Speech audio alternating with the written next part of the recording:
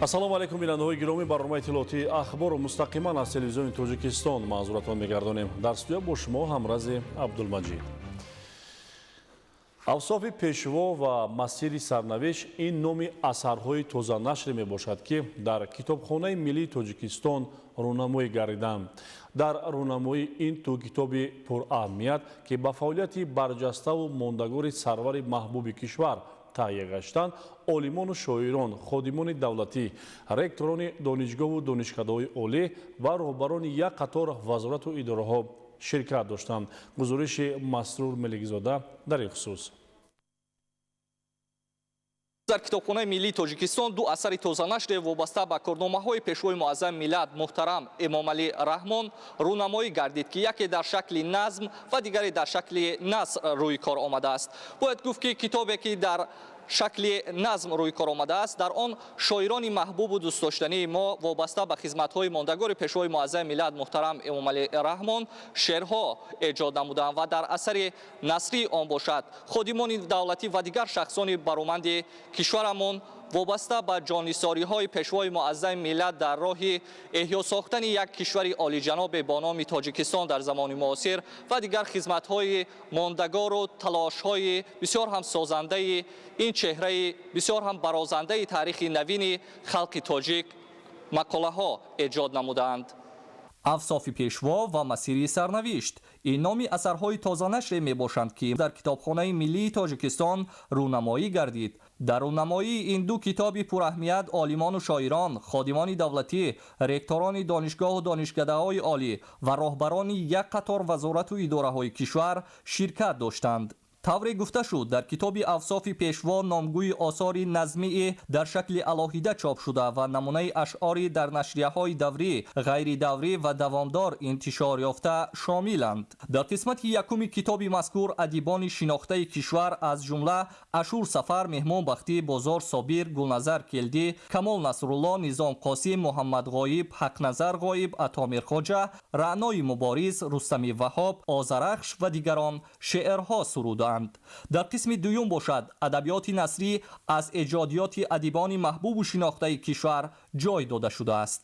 китоби дуюм масири сарнавишт ном дошта, чун китоби авсофи пешво бо сифати баланд чоп шуда фарогири мақолаҳои чеҳраҳои маъруфи кишвар, ходимони давлатӣ ва аҳли илму адаб мебошад. муаллифони мақолаҳо дар сохторҳои гуногуни давлативу ҷамъиятӣ ва илмию фарҳангӣ фаъолият менамоянд, ки нигоштаҳои хешро дар асоси санаду далелҳо таълиф намуда, раванди меҳнату кӯшишҳои созанда ва бунёдкоронаи президенти ҷумҳурии Тоҷикистонро ҳамчун асосгузори сулҳу ваҳдати миллӣ бисёр барозанда ба қалам додаанд.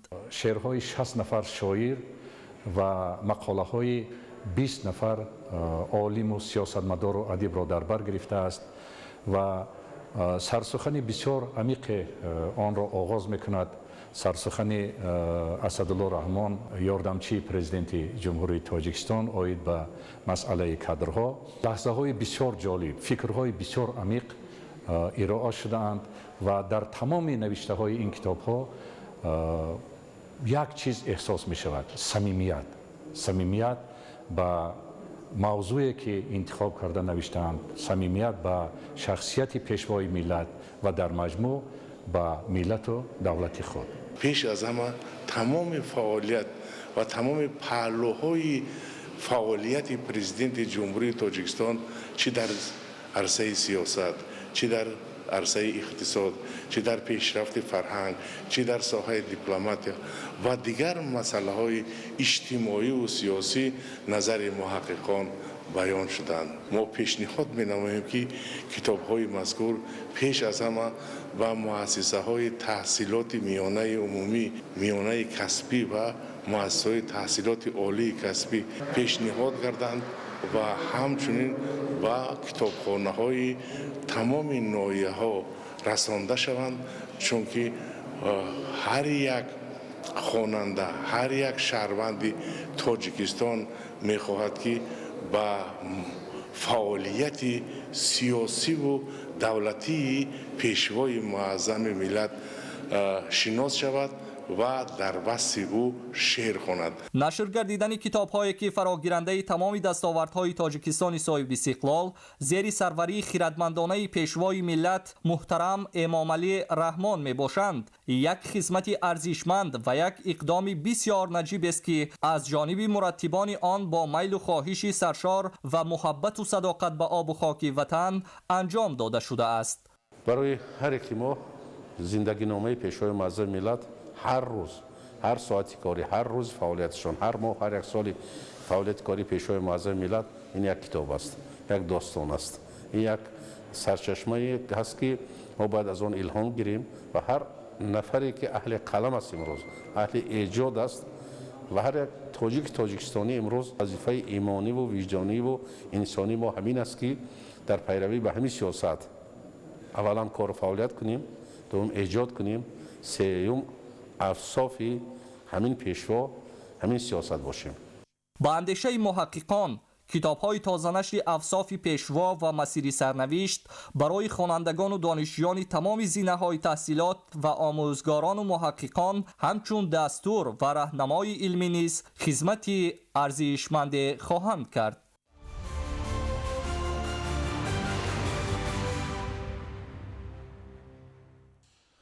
президенти ҷумҳурии тоҷикистон муҳтарам эмомалӣ раҳмон зимни ирояи паём ба маҷлиси олӣ бо муроҷиат ба падару модарон иброз доштанд ки агар мо хоҳем ки давлати пешрафта ватани обод ва зиндагии осуда дошта бошем бояд кӯшиш кунем ки фарзандонамон соҳиби саводу дониш ва касбу ҳунар шаванд.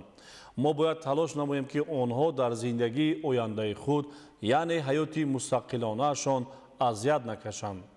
роҳбари давлат ҳамчунин бо таваҷҷӯҳ ба пешрафти бесобиқаи илму техника ба роҳ мондани усулҳои пешрафтаи таълиму тарбияро муҳим арзёбӣ намуданд. гузориши абдуваҳоби абдусаттор аз шаҳри Бустон.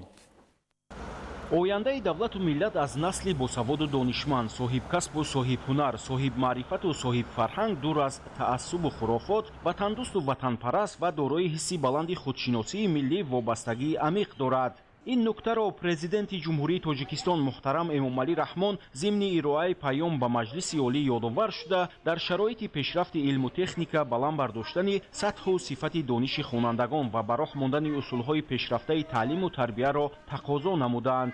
бо таваҷҷӯҳ ба таъкидҳои роҳбари давлат дар шаҳри Бустон барои беҳтар намудани шароити таълиму тарбия бо дастгирии ҳукумати мамлакат марҳила ба марҳила дар муассисаҳои таҳсилоти умумӣ кабинетҳои фаннӣ ва озмоишгоҳҳои замонавӣ таъсис дода мешаванд ки дорои воситаҳои техникӣ ва асбобҳои аёнии муосир мебошанд.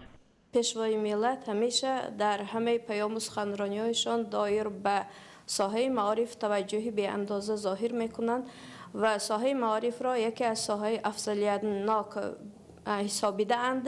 инчунин қайд карданд ки мо мактабро ҳамчун боргоҳи илму хирад ва донишу тавоноӣ ва омӯзгорро ҳамчун шахсияти ояндасозу мафкурасоз эътироф карда мунтазам ба онҳо таваҷҷӯҳи беандоза зоҳир менамоем. дар воқеъ ғамхориҳои падаронаи пешвои миллат барои баланд бардоштани сатҳу сифати дониш заминаи боэътимод фароҳам меорад.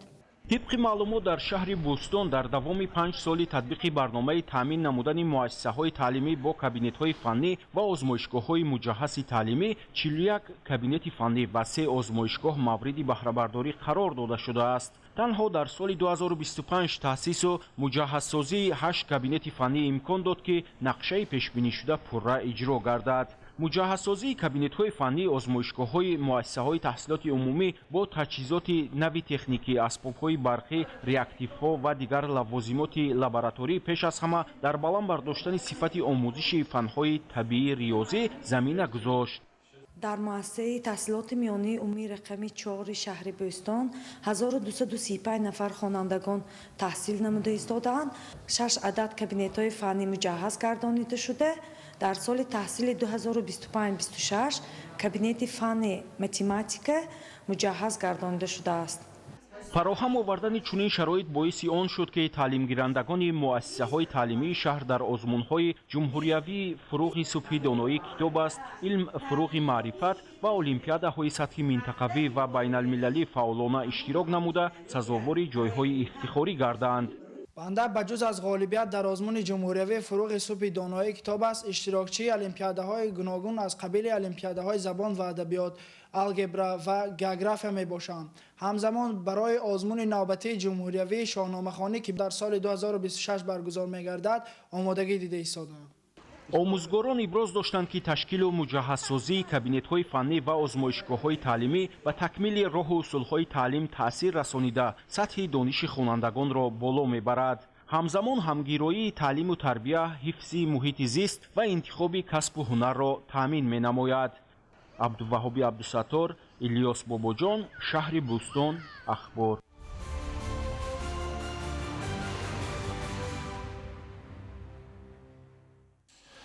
дар муассисаҳои таълимии ноҳияи нуробод ҷиҳати татбиқи барномаи давлатии такмили таълим ва омӯзиши забонҳои русӣ ва англисӣ дар ҷумҳурии Тоҷикистон барои давраи то соли 2030 тадбирҳои зарурӣ роҳандозӣ мегардад. бозомӯзии омӯзгорони фанҳои забонҳои хориҷӣ ва тайёр кардани кадрҳои соҳиби ихтисос аз амалӣ шудани барнома дар муассисаҳои таълимӣ шаҳодат медиҳад. гузориш дар ин хусус. در ناحیه نورآباد 82 مؤسسه تعلیمی فعالیت داشته. سالهای آخر از حساب ختم کردگان مؤسسه های تحصیلات عالی کشور آموزگاران زبانهای روسی و انگلیسی به کار جلب گردیدند تا آموزش زبانها در سطح طلبات برنامه‌های تعلیمی به راه مانده شود. عین زمان در مؤسسه های تعلیمی 53 نفر آموزگاران زبان روسی و 50 نفر آموزگاران زبان انگلیسی به تعلیم و تربیت نسل نورس مشغول می باشند. از جمله سال جاری با مقصد بلند برداشتن مهارت کسبی 24 نفر آموزگاران زبانهای روسی و انگلیسی از کورس‌های تکمیل اختصاص گذشته 38 نفر دانشجو از حساب ختم کردگان مؤسسه‌های تعلیمی همچون دانشجو با آموزش زبانهای روسی و انگلیسی در مؤسسه‌های تحصیلات عالی تحصیل دارند.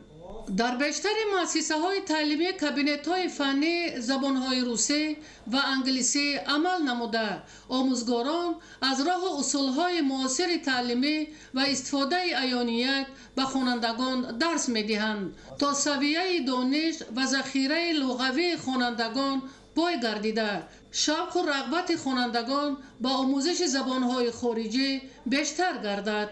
اصلاً برنامه دولتی تکمیل تعلیم و آموزش زبانهای روسی و انگلیسی در جمهوری تاجیکستان برای دوره تا سال 2030 با مقصد آن قبول گردیده است که مشکلات موجوده را در ساحه تعلیم فنها نشان داده رشد تحصیلات بسیار فرهنگی و بسیار زبانی نسل نورس را تامین نمایند.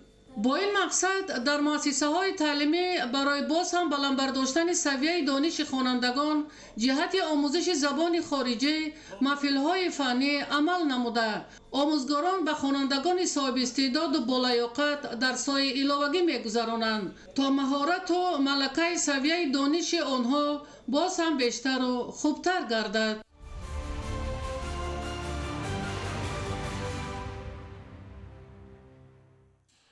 дӯстӣ ва ҳамсоягии нек аз арзишҳои волои инсонӣ ба шумор меравад. тоҷикистону қирғизистонро на танҳо ҳамарзӣ, балки таърихи муштарак, анъанаҳои ҳамсон ва риштаҳои мустаҳками фарҳангӣ бо ҳам мепайванданд. бо ҳамин ҳадаф ҷиҳати таҳкими муносибатҳои дӯстона ва густариши ҳамкориҳои фарҳангӣ байни ду халқ фестивали дӯстии халқҳои тоҷику қирғиз баргузор гардид.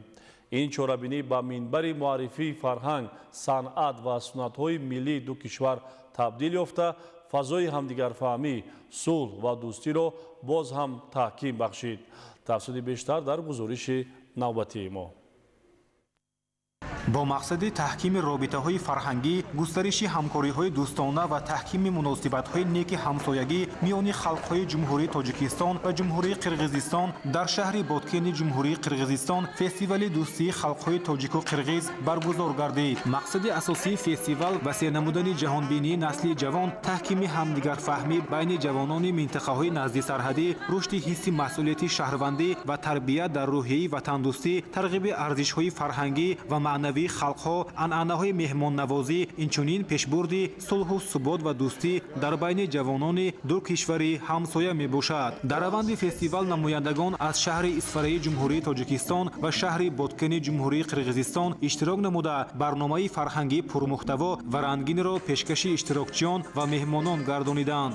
Санъаткорон бо иҷрои сурудҳои миллӣ, рақсу оҳангҳои мардумӣ, намоишҳои фолклорӣ ва барномаҳои саҳнавӣ анъанаҳои ғании фарҳангии ду халқро муаррифӣ намуданд. Ҳамзамон ҳунарҳои мардумии ду кишвар бо намоиши маҳсули дастони худ аз ҷумла гулдӯзӣ, кандакорӣ, кулолгарӣ, бофандагӣ ва дигар навъҳои ҳунарҳои анъанавӣ ширкат варзида сатҳи баланди ҳунармандӣ ва мероси фарҳангии миллиро ба тамошобинон муаррифӣ карданд. намоиши таомҳои миллӣ, ҳунарҳои мардумӣ ва либосҳои суннатӣ ташкил гардида меҳмонон бо фарҳанги ғании ҳар ду халқ аз наздик шинос шуданд. бояд гуфт ки муҳимияти ҳифз ва таҳкими ҳусни ҳамҷаворӣ ва робитаҳои мутақобилан судманди ду кишвари ҳамсоя Тоҷикистону Қирғизистон ки дар асоси арзишҳои умумии рӯҳонӣ ва анъанаҳои ғании дӯстӣ бунёд ёфтанд ва эҳтироми мутақобила ки аз қаъри таърих реша мегиранд, борҳо зимни мулоқоти президенти ҷумҳурии Тоҷикистон асосгузори сулҳу ваҳдати миллӣ пешвои миллат муҳтарам Эмомалӣ Раҳмон ва президенти ҷумҳурии Қирғизистон Садир Жапаров таъкид гардида буд. фестивал дар фазои дӯстӣ, ҳамдигарфаҳмӣ ва эҳтироми мутақобил баргузор гардида барои таҳкими ҳамкориҳои минбаъдаи фарҳангӣ, табодули таҷриба миёни аҳли фарҳанг ва рушди робитаҳои дуҷониба заминаи мусоид фароҳам овард. Очень рада за организацию этого фестиваля. Надеюсь, этот фестиваль очень укрепит дружбу между двумя государствами, между двумя областями. Это Баткен и Худжанд. Очень рада. дар анҷоми фестивал бо назардошти саҳми арзанда ва иштироки фаъолона иштирокчиён бо дипломҳо, сипосномаҳо ва тӯҳфаҳои хотиравӣ қадрдонӣ гардида шуданд. намояндагони шаҳри Исфара зимни иштирок дар фестивал иброз доштанд ки чунин чорабиниҳо ба таҳкими боварӣ, дӯстӣ ва ҳамдигарфаҳмӣ миёни мардумони тоҷику қирғиз мусоидат намуда барои таҳкими сулҳу субот дар минтақа нақши муҳим доранд. таъкид гардид ки ҳамкориҳои фарҳангӣ метавонанд заминаи мустаҳками рушди муносибатҳои некро дар сатҳи маҳаллӣ фароҳам созанд. Собир Аюбӣ, Саҳбони Қурбон, шаҳри Боткенти ҷумҳурии Қирғизистон. Ахбор.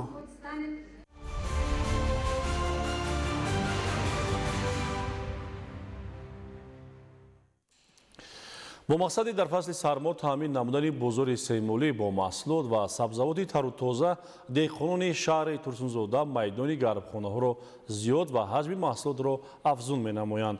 аз фаъолияти гармхонаҳо дар шаҳр ҳамкорони мо гузориш медиҳанд.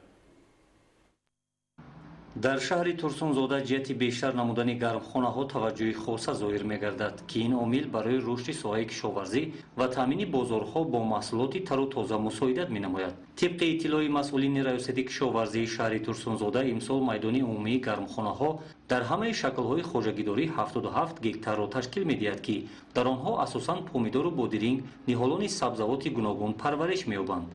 дар ҳамаи шаклҳои хоҷагидорӣ 77 гектар гармхона, аз он 58 гектар дар хоҷагии деҳқонӣ мавҷуд буда. барои таъмини маҳсулотҳои тару тозаи маҳаллӣ аллакай гармхонаҳо барои парвариши ниҳолҳо ва кишти помидор, булғорӣ ва дигар намуди сабзавотҳо аллакай омода дида истодаанд. кишоварзони шаҳри Турсунзода зиёда аз 13450 гектар заминро дар ихтиёр доранд ки аз ин миқдор 8890 гектар обӣ мебошад. дар кишти тирамоҳӣ бошад имсол дар майдони зиёда аз 520 гектар пиёз ва дар боқимондаи заминҳо карам, гулкарам, сабзӣ ва ниҳолони пиёз парвариш меёбанд. имрӯзҳо аҳли заҳмат ва саҳмдорони хоҷагиҳо бо дасту дили гарм меҳнат менамоянд, зеро онҳо сари вақт бо маоши хуб таъмин ҳастанд. аҳли заҳмати хоҷагиҳои кишоварзии шаҳри Турсунзода ҳар як ваҷаб заминро оқилона ва мақсаднок истифода бурда бо ин роҳ ҳаҷми маҳсулоти кишоварзиро афзун ва сабади истеъмолии мардумро ғанӣ мегардонанд.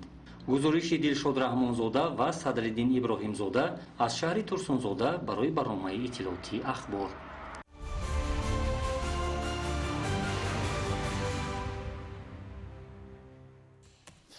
бинандагони гиромӣ, ин буд барномаи иттилоотии ахбор. бароятон беҳтарин хушиҳои зиндагиро таманно дорем ва бо барномаҳои телевизиони Тоҷикистон бимонед. хайр.